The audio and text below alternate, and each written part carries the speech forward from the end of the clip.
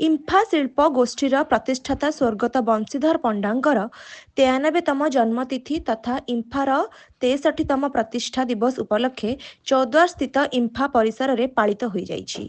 एही कार्यक्रम में मुख्य अतिथि भाव ओडिशा सरकार शिल्प और दक्षता विकास मंत्री श्री संपत चंद्र स्वाई जोगदे ओडिशार शिल्प क्षेत्र में इम्फार भूमिका गुरुत्वपूर्ण बोली कहिथिले एवं इम्फार समस्त कर्मचारी को अभिनंदन जणाइथिले। सम्मानित अतिथि भावे चौद्वार कटक विधायक श्री सौभिक विश्वाल जोगदे चौद्वार विभिन्न विकासमूलक कार्य सर्वाधिक सीएसआर अर्थ विनियोग हेउथिबारु इम्फा परिवार साधुवाद जणाइथिले। इम्फार परिचालना निर्देशक श्री शुभ्रकांत पंडा इम्फार आगामी दिन में आरंभ होगाकू जाउथबा प्रकल्प विषय कहवा सह समस्त सहकर्मी मानक अभिनंदन जणाइथिले। इम्फार सीईओ विजयानंद महापात्र और इम्फार चौद्वार उपसभापति विनय अग्रवाल मध्य उपस्थित थिले।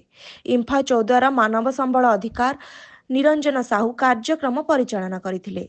आयोजित विज्ञान मेला रे चौद्वार हिंगुलाई रोड स्थित स्टेज जाभियर हाईस्कूल बीआईडी फीएफ school Kalinga public school Kalinga Vidyapeeth Saraswati Shishu Vidya मंदिर ओटीवीएम हाईस्कूल छात्र छात्री विभिन्न प्रकल्प प्रदर्शन करथिले। कंपानी रे 5 रु 35 वर्ष धरी निष्ठापर भावे कार्य करि आसुथबा कर्मचारी को पुरस्कृत करा जायथिला। संध्यारे सांस्कृतिक कार्यक्रम परिवेषण करा जायथिला एवं शेषरे उपसभापति श्री अग्रवाल धन्यवाद मध्य देइथिले। एही कार्यक्रम को इम्फा महिला क्लब सभापति श्रीमती नमिता अग्रवाल उपस्थित थिले।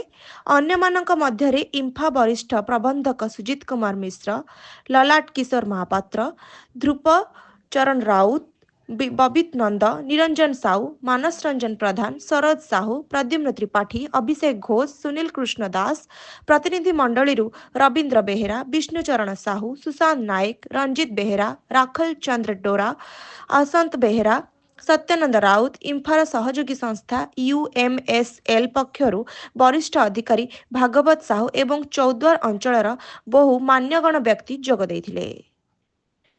किंतु आमर प्रतिष्ठाता डॉक्टर बंशीधर पंडांकर जन्मदिन मध्य से आम गोटे बहुत शुभ दिन आ देश हिसाब से देखा गले भी कोइंसिडेंटली आज है कॉन्स्टिट्यूशन डे 75th संविधान दिवस तो ता भी गोटे बहुत बड़ सेलिब्रेशन अवसर।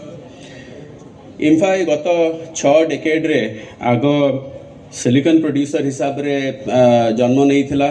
निज R&D करके आमे सिलिकन मेटल बनैथिलु प्रथम थर पाई कहू शिल्प नगरी मान्यता चौद्वार को दिया जाइछि। जेतेबेले ओटीएम बंद हो गला समस्ते कहले